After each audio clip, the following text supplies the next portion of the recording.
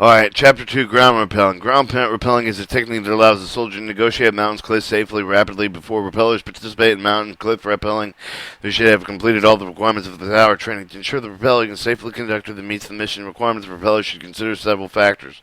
2-1. Personnel responsibility for the mountain and cliff rappelling are the same for the tower. The rappelling is minimal. The following personnel are needed for the minimum mountain and cliff rappelling. Mountaineering Safety Officer, MSO, and Sergeant First Class is a sergeant first class above those who are ranger qualified and graduated of the North Warfare Training Center, and he oversees the overall responsibility for the safety of all mountaineer participants. Ensure that they are all safety precautions followed. Rappel Master. The Rappel Master is a qualified officer.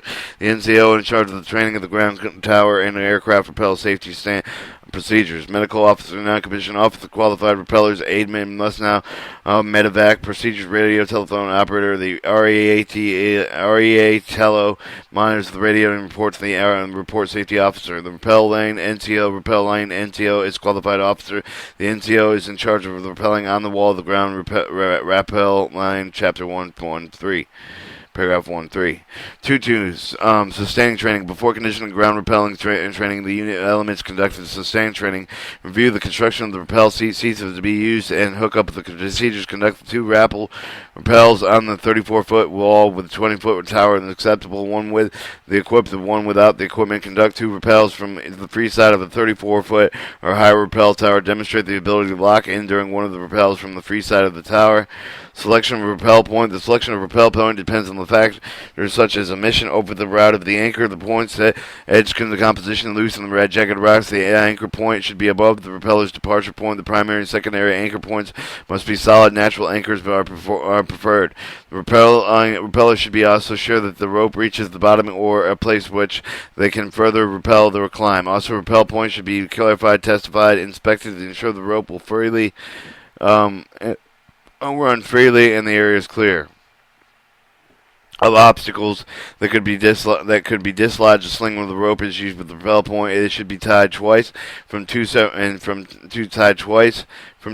loops. A suitable loading offloading platform should be available. 2.4. Establishing a rappel point. Rappel lane area rope of the propeller will also during his descent. It should be have equal tension between all the anchors before establishing primary and secondary anchor points. If one of the anchor point fails, the rappel point should not extend. Not extend.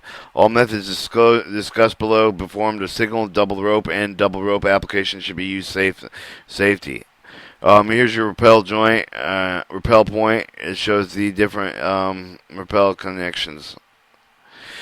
If a rappel lane is less than half the rope, the propeller may apply one of the following techniques: double the rope, tie the trip three-loop bowline around the primary anchor to include the primary anchor inside the 2 loops, and anchoring the rope in the 3rd loop to running and secondary anchor. Anchor the third 3-loop bowline secured with the overhead knot. Double the rope and tie around the secure anchor point with the round and turn around anchor bowline secured with the overhead knot from the appropriate anchor knot. Double the rope, establish the self-equalizing anchor system.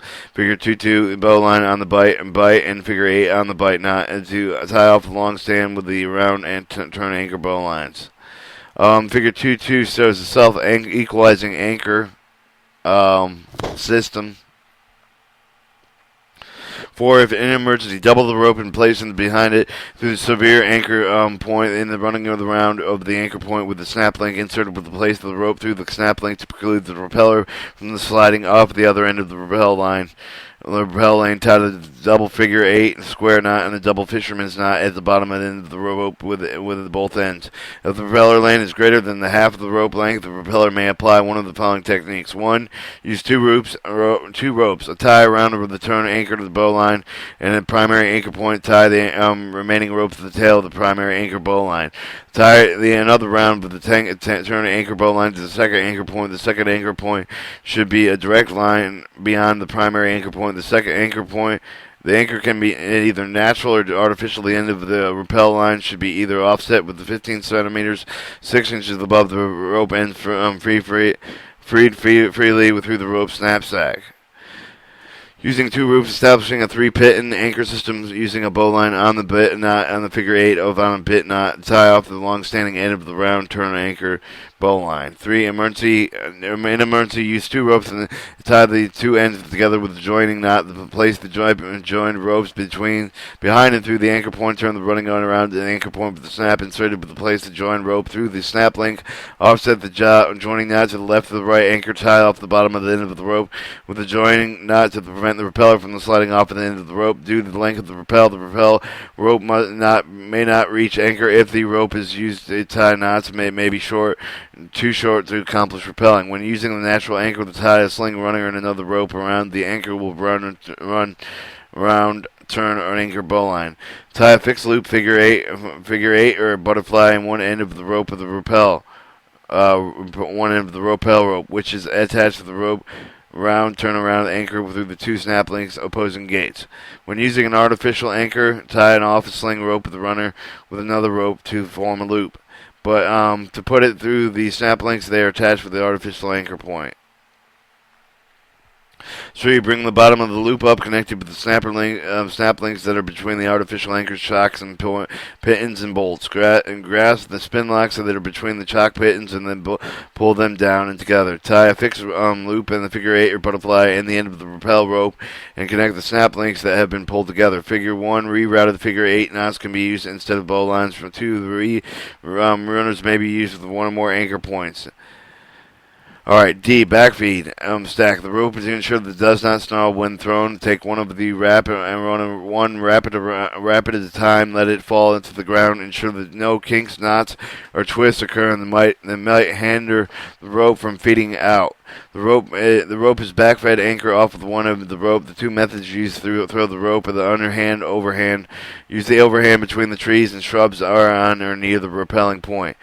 Set up the retrieval rappel point by applying one of the following techniques. When a rappel is less than one half of the total length of the rappel, double in rope. The rope around the primary anchor of the bite formed by a mid-joint. Join the tails of the rappel rope through the rappel over the cliff. Throw the rappel rope over the cliff. Tie a clove hitch knot around the snap link just below the anchor point.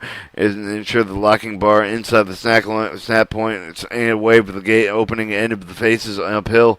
Snap the opposite standing portion into the snap link. Upon reaching the bottom of the cliff, put up part of the rope to the snap link and secure to allow the rope to slide under the anchor point.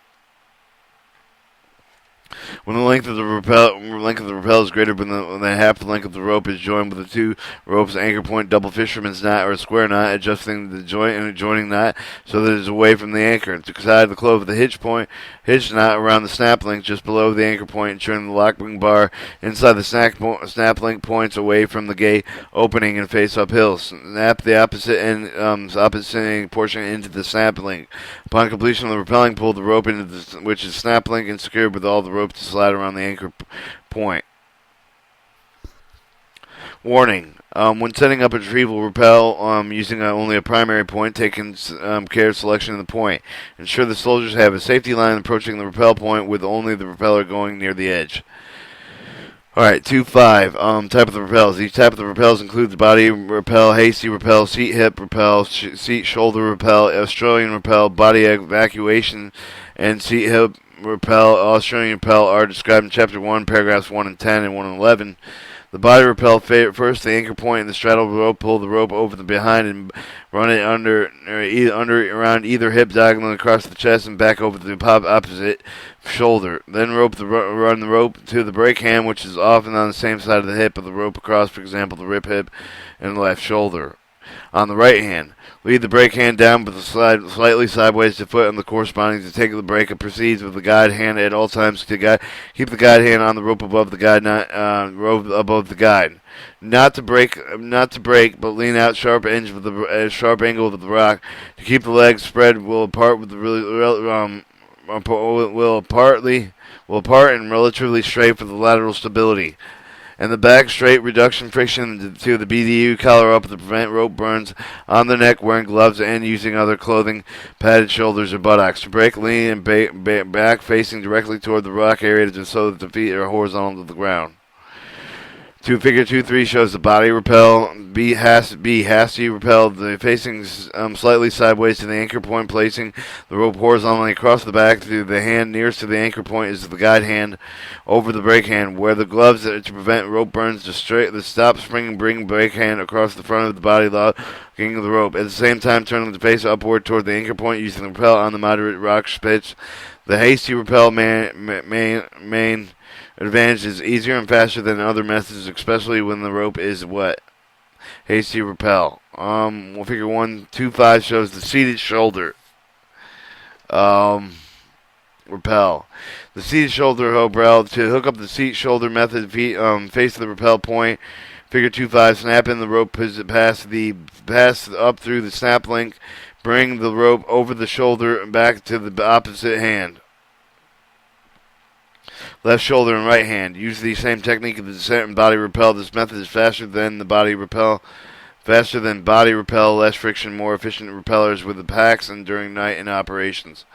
Your buddy evacuation rappel. Using the buddy evacuation rappel to evacuate the miniatured soldier from a cliff or steep terrain. Face the cliff and assume the modified L-shaped body position compensated for the weight of the victims on the back. The victim's top rope be laid from above, which provided the victim with the point of attachment to the secured rope. Note: to use this rappel, the victim must be conscious. The method of securing a victim to the rappeller's back is described below. To secure the victim to the carrier's back to the rope, the carrier's tie a standard rappel seat, brake shoes. Depending on the injury, resets the hands on his knees while the victim straddles his back. Figure 2-6. A 4.2 or 4.2 meter or 14 foot sling rope is used in a 45 centimeter 18-inch tail with the sling of the placed on the victim's left hip. The method describes the procedure for the seat hip rappel wall with right hand brake. The long remaining end of the sling rope is routed under the victim's buttocks, passed over the victim, and carries the right hip. The rope is run diagonally from the right left across the carrier's chest over his left shoulder and back under the victim's left armpit. The rope is rough and horizontally left-right across the victim's back. The rope is passed from the victim's right armpit and over carrier's right shoulder. So here you have your patient secured to the carrier's back. It's been the rope is run diagonally from the right and the left across the carrier's chest and back across the carrier's and the victim's left hip. Through the rope end should now meet. The two ends of the end are tied together with a square knot and overhead knot. The knot position on the victim's left hip, the carrier's shoulders should be padded to prevent cutting by the rope. 2. An alternate method using the two pistol belts hooked together, dropping over the carrier's shoulders. The victim straddles the carrier. The belly man secures the loose end of the pistol belt on the victim's buttocks. Slacking the piston belt sling should be avoided since carrier is most comfortable when the victim rests high on his back. See figure FM 835. The large rust sack can be split in the sides near the bottom so the victim can be stepped into it. The victim is based on from the top of the carrier, conducting the standard rappel. The carrier wears the rucksack with the victim inside. Note that rucksacks are not designed to support the weight of the soldier and his gear. Therefore, this technique is used only as a last resort. A casual secured and carried as described above can be rappelled down a step of the cliff. The seat shoulder or seat pit rappel. The casual and rappel shoulders should be padded with the sling rope. The rappel lines across the seat shoulder rappel is used. The body team should be belayed from above the bow line tied around the victim's chest under his armpits. Belay rope must run over the rappeller's guide and shoulder. 2-7, one-man carry. 2-6, rappelling procedures. Proper rappelling procedures must be followed to ensure the safety and personnel. The rappel lane NCO is tied off to the separate anchor point for the safety, and if possible, he ensures the anchors and sound and the knots are properly tied, ensures the loose rock and debris are cleared from the loading platform, allows one man to load on the loading platform at a time, ensures that the rappeller points in an orderly run, ensures that each man is properly prepared with particular rappels, gloves, and sleeves down, and helmet with a chin strap fastened, gears properly prepared properly with a rappel seat, knots corrected if required. He also ensures the propeller is correctly hooked up to the rope and aware with the proper braking position. Ensures the proper signals, commands are used. Dispatches each man down the rope and is the last man down the rope. Ensures the rope does not run over the sharp edges of the pads of the propelling surfaces necessary to protect the rope.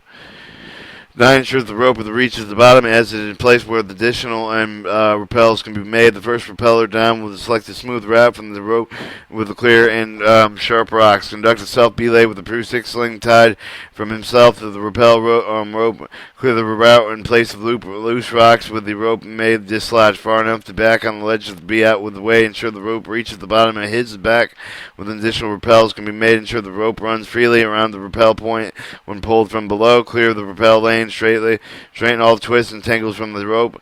Belay sequence repellers belay sequence repellers down the rope. 8 takes charge of the personnel as they arrive at the bottom of the offloading platform. Propellers always belayed from the bottom except for the first man down. The first man belays himself down the rope using a safety line attached to the rappel seat that is hooked in the rappel rope with a Prusik knot. As first man rappels down the rope, he walks the Prusik knot down with him. 2.7. Duties of the propeller. To ensure the safety and efficiency conduct of the propelling operation, each propeller must know that to ensure his duty of his job, each propeller down shouts, "Off propel." If the tactical situation permits, untangle the ropes. Ensure the ropes run freely around the anchors. When silence is needed, the plan signal on the pulling the rope substituted from a voice signal. After the rope is cleared, the repeller is off the rappel and he acts as the belay for the next repeller. All repellers inspect the ropes often when maybe soldiers are rappelling. The last repeller descends construction retrievable rappel point and rappels down. The last he gently pulls the rope to prevent the rising of the rope end of the entangling with the other rope. He stands clear from the falling of the rope and any of the rocks that it may dislodge. Soldiers wearing gloves for all types of rappels, protection from the rope burns. Also, binding rappels are discouraged since the stress of the anchor causes them undue wear and friction on the rope. D. Repellers descend in smooth and controlled manner, the body forming an L shape with the feet and shoulder with the part with the legs are straight and the buttocks parallel to the ground. When carrying equipment, the additional weight of the modified L shape is used with the legs slightly lower than the buttocks to compensate for the added weight. The propeller's backs are straight. He looks over the brake shoulder and then guides the hand extended on the rope to the elbow extended to the locket. The rope slides freely for the guide hand, which is used to adjust equipment to assist the balance during the descent. The propeller grasps the rope firmly with the brake hand and places it in a smaller of his back, releasing the tension of the rope, moving the brake hand out of the rear from 45-degree angle, regulates the rate of descent. The propeller never lets go of the rope on him with his brake hand until the rappel is completed. During the training, the lane number must be understood. The combat series of the tugs of rope may be substituted for oral commands to maintain noise discipline.